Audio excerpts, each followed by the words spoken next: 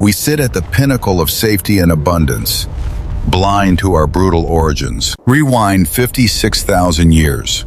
Earth is not a paradise. It is a frozen hell, a desolate white expanse ruled by colossal woolly mammoths and savage cave lions.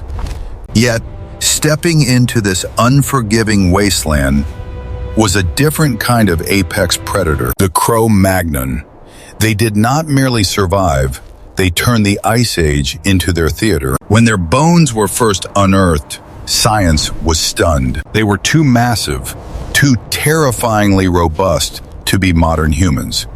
While we boast of our modern height, these Ice Age giants easily towered over us. Their bones were incredibly dense, with colossal collarbones acting as biological siege engines. Carrying 20% more muscle mass, their bodies were the ultimate natural armor. Forged by the merciless cold of Bergman's rule, they were built to trap heat and crush bone. Large, round skulls, flat faces, and eyes hardened by perpetual winter. They were our direct ancestors, Homo sapiens, but tempered in a crucible of ice. To step into their world is to step onto a knife's edge, between life and absolute oblivion. And out there, in the blinding white, giant ghosts were already hunting them. The megafauna of the Ice Age were titans of muscle and fury. A single swipe from a cave lion could shatter a human spine in an instant. To fight these monsters hand-to-hand was an absolute death sentence. But the Cro-Magnon possessed a biological siege engine, their colossal collarbones. Measuring up to 19 centimeters, these bones provided terrifying mechanical leverage. Their arms acted as living catapults, capable of generating immense kinetic force. Yet, brute strength alone could not conquer the Pleistocene. Evolution had gifted them something far more dangerous than claws or fangs, a cerebral cortex of unprecedented size, reaching over 1,500 cubic centimeters. This was not just a mind for survival, it was a mind for engineering. They did not just sharpen sticks, they chipped flint into razor-sharp geometric points. And they invented the atlatl, a spear thrower that acted as a deadly extension of their arm. This simple piece of carved bone defied the limits of human anatomy. A projectile could now be launched at over 100 kilometers per hour, piercing thick mammoth hides. The age of muscle was ending. The era of the weaponized mind had begun. Armed with the atlatl, the Cro-Magnon transformed from scavengers to the undisputed apex predators of Europe. But hunting a 5-ton woolly mammoth required more than just sharp stones. It required a symphony of violence. They did not charge blindly. They became ghost-like tacticians, mastering the art of the ambush. Small hunting parties would track herds for days, reading footprints etched into the deep snow. They communicated in absolute silence, using intricate hand signals to coordinate complex flanking maneuvers. Their strategy was terrifyingly effective. Use fire and noise to incite sheer panic. Roaring flames and piercing screams forced the colossal beasts into a fatal, unstoppable stampede. They herded the frantic mammoths toward natural traps, deep muddy bogs, or jagged cliffs. Blinded by fear, the behemoths plunged over the edge, gravity doing the work of 100 spears. Down below, the hunters moved in for the final strike, a brutal but necessary harvest. Nothing was wasted. Meat, fat, and bone, everything was meticulously processed to fuel their massive bodies. For a time, they feasted, thriving as the undisputed kings of the frozen world. But nature is a cruel master, and the Pleistocene was an era defined by sudden betrayal. The sky darkened permanently as the great winter descended, freezing rivers and burying the vegetation. The mighty herds vanished into the storm, leaving the giants to face an enemy no spear could kill. absolute starvation. The great winter stripped the land of life. Hunger became an all-consuming madness. When the mammoth herds vanished, the Cro-Magnon were forced into the darkest corners of their own nature. Inside freezing, pitch-black caves, the roaring fires of the past were reduced to dying embers. Survival demands fuel, and when the natural world offers none, evolution looks inward. The archaeological record holds a terrifying secret, etched in the bones of our ancestors. Deep within prehistoric caverns, scientists unearthed human remains, bearing undeniable, violent marks. Skulls crushed by blunt force, and vertebrae split cleanly from behind by flint axes. These were not the casualties of an animal attack. These were the victims of their own kin. In the deepest grip of starvation, the unthinkable became the only way to survive. Bones of children and adults alike were found systematically stripped of tendons and flesh. They were cracked open with heavy stones to extract the nutrient-rich marrow hidden inside. Even the skulls were not spared.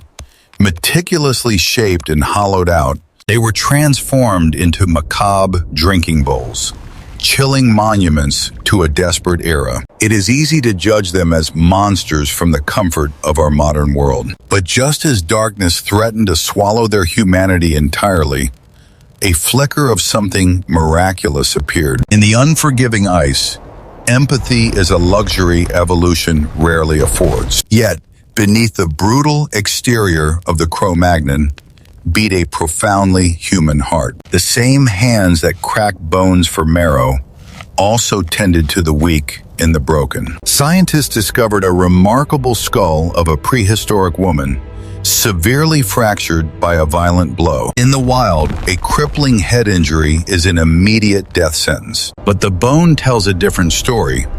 It shows extensive signs of healing over many years. She survived because she was not abandoned. Her tribe fed her, protected her, and kept her warm. They chewed tough meat to soften it for elders who had long lost their teeth. This was not driven by instinct. This was a conscious choice to value a life beyond its physical utility. It was the true birth of human civilization, painted not in cave art, but in acts of mercy. Bound by this deep communal love, the tribe emerged from the great winter, diminished but unbroken. They pushed further into the frozen valleys, reclaiming their ancestral hunting grounds. But the landscape had shifted. They were no longer alone in these caves. From the deep shadows of a new territory, a strange, heavy, guttural breathing echoed. It was not a cave lion, and it was not a bear. It was something alarmingly human. For hundreds of thousands of years, Europe belonged to a different master, the Neanderthal, the undisputed lords of the Ice Age, built like biological tanks. Shorter, stockier, and incredibly dense, their barrel chests housed massive lungs to breathe the freezing air. They did not throw their weapons. They hunted by driving heavy wooden spears directly into the flesh of mammoths. They were fearless, close-quarters brawlers.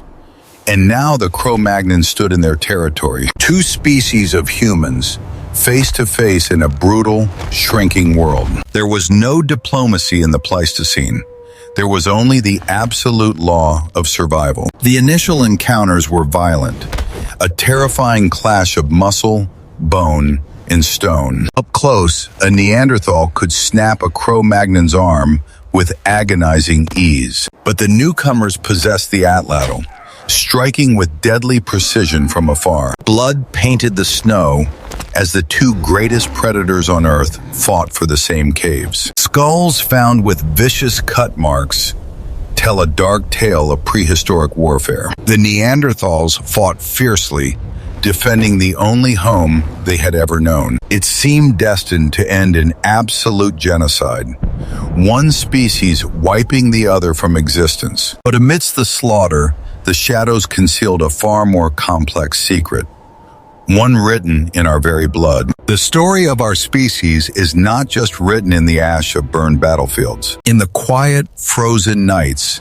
a different kind of encounter took place. Hate is a powerful survival mechanism, but the drive to reproduce is absolute. They were enemies by day, but in the pitch-black cold, survival occasionally demanded warmth. A Cro-Magnon and a Neanderthal, crossing the deepest biological divide in human history. The proof lies deep within a Romanian cave, in a jawbone known to science as Oasa 1. This prehistoric skull possessed the tall, vaulted cranium of our ancestors, but it also bore the heavy, unmistakable jaw of a Neanderthal. Genomic analysis revealed a shocking truth. Up to 9% of its DNA was Neanderthal. It was the child of two distinct worlds, a living bridge across the evolutionary tree. The Neanderthals did not simply vanish into the ice, they dissolved into us. Their robust genes became a shield, granting our ancestors immunity to new, deadly diseases. Today, fragments of that ancient ice-bound lineage still flow through your veins. But even with this newfound genetic armor, the nights were still terrifyingly dark. To truly conquer the Ice Age, the humans needed to recruit a monster of their own. The Pleistocene wolf was a massive, terrifying hypercarnivore, a relentless pack hunter of the frozen plains. For millennia, wolves and humans violently clashed over the same scarce prey. But as the ice thickened, a strange, hesitant truce began to form at the edge of the firelight. A starving, outcast wolf approaches a human camp, not to attack, but to beg. Instead of a spear, a Cro-Magnon hunter offers a piece of raw meat. It was a profound gamble, inviting a lethal predator into the warmth of the family. The wolf traded its absolute freedom for fire, food, and companionship. In return, the humans gained an alarm system, possessing hearing and smell far beyond human limits. No cave lion or rival tribe could ever ambush them in the dark again. Together, they became the most devastating hunting coalition the planet had ever seen. The wolves tracked the scent of prey for miles, while the humans delivered the killing blow. This was not just a tool. It was a bond of souls. Fossil records show ancient dogs carefully buried alongside their human masters, wearing primitive collars, their bones resting together for eternity in the permafrost. The battle for sheer survival was finally won. Now, they would shape the world. With survival secured, their massive brains, exceeding 1,500 cubic centimeters, began to dream. They no longer waited for nature to provide shelter. They became the first architects. On the frozen plains of Eastern Europe, a monumental construction project began. They harvested the colossal skulls and interlocking tusks of fallen mammoths, using them to build massive geometric foundations spanning over 6 meters across. These structures were draped in thick animal hides, creating the first true artificial homes. Inside, there was profound spatial planning, specific areas for sleeping, cooking, and tool-making. This was not just a camp.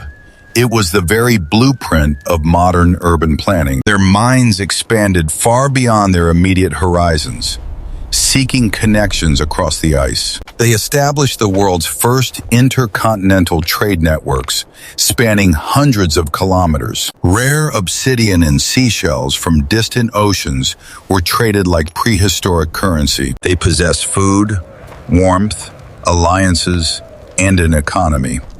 The physical world was conquered, but the massive Cro-Magnon brain hungered for something else, something entirely abstract. They looked at the blank, towering walls of their deep limestone caves, and they prepared to leave a message that would echo for 50 millennia. The caves of Lascaux and Chauvet did not just serve as shelters, they became prehistoric cathedrals. With charcoal, ochre, and animal fat, they painted the beasts they feared and worshipped. Colossal bulls and leaping horses galloped across the stone, breathing with the flickering firelight. They carved the Venus figurines, celebrating fertility, life, and the divine female form in a barren world. They had conquered the cold, the megafauna, and their own brutal instincts. By 13,000 years ago, their population across Europe had exploded tenfold. But as the glaciers finally retreated, the world shifted once again. The megafauna marched north into extinction, and the age of the hunter began to fade. The agricultural revolution was dawning, bringing a new, warmer world of seeds and earth. The Cro-Magnon did not die out. They simply melted into the great river of human history. They laid down their heavy flint spears as the Ice Age surrendered to the sun. But their legacy is not lost to the ice. It is alive right now. The genes of those colossal, hyper-muscular mammoth hunters still beat strongly within us. Our civilization, our immense pride, our very existence is a testament to their survival. We are the children of the Ice Age, the living legacy of the giants who refused to freeze.